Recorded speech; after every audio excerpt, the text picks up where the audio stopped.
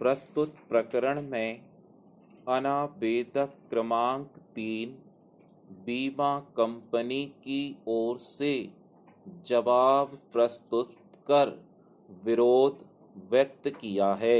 पूर्णविराम सामान्य आपत्ति के साथ ही उनका अभिवचन है कि क्लेम आवेदन पत्र बढ़ा चढ़ाकर प्रस्तुत किया गया है। अल्पविराम दुर्घटना की सूचना नहीं दी गई है।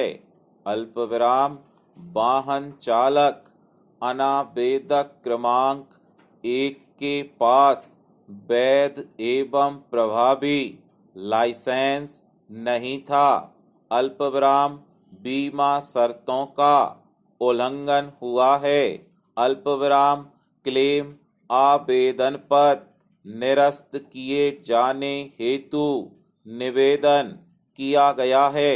पूर्णविराम अभिलेख पर वाहन चालक अनावेदक क्रमांक 1 के लाइसेंस, बीमा पॉलिसी, रजिस्ट्रेशन कार्ड की प्रति प्रस्तुत किए जाने और उसके खंडन में विपरीत पक्ष बीमा कंपनी की ओर से कोई सबूत पेश नहीं किए जाने से यह तथ्य प्रमाणित नहीं होता है कि दुर्घटना दिनांक को अनावेदक क्रमांक 1 सुरेश के पास वाहन चलाने का वैध एवं प्रभावशील लाइसेंस नहीं था और उक्त वाहन बीमा पॉलिसी की शर्तों एवं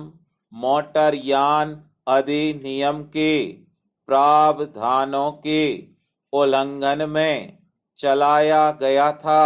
पूर्णविराम प्राचीन दुर्घटना में आई चोटों के कारण आवेदक को कुल 15% स्थायी अयोग्यता आना प्रमाणित हुई है।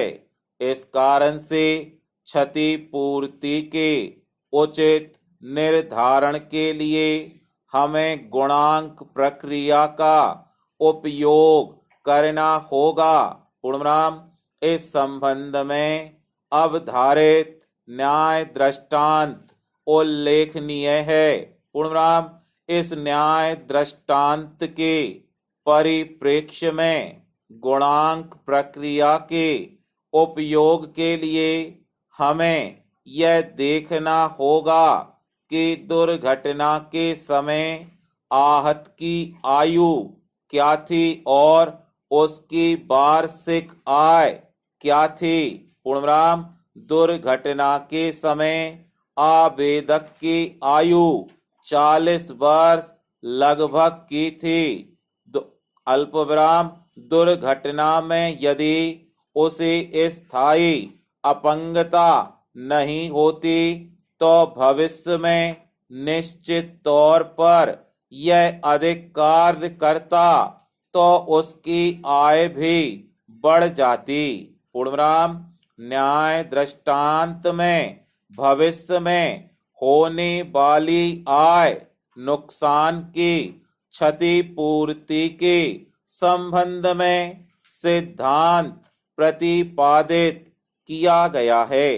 पूर्णविराम इस न्याय दृष्टांत के अनुसार यदि व्यक्ति की आयु 40 वर्ष से कम थी तो उसे प्राप्त आय का 40% भविष्य की आय की नुकसानी के रूप में माना जाएगा कि मामले में जिस भविष्य की आय नुकसानी का सिद्धांत प्रतिपादित किया गया है उसे स्थायी अपंगता के मामले में भी लागू किया जा सकता है।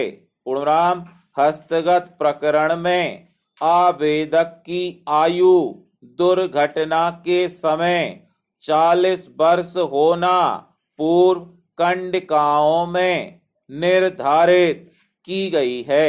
पूर्णविराम पर चेंज। पूर्व कंडिकाओं में यह निष्कर्ष निकाला गया है कि दुर्घटना दिनांक को अनावेदक क्रमांक द्वारा अनावेदक क्रमांक 2 के वाहन को तेज गति एवं लापरवाही से चलाकर आवेदक की दुकान में टक्कर मारकर दुर्घटना कारित की, जिससे आवेदक को गंभीर चोटें आकर स्थायी अपंगता कारित हुई। पूर्णविराम।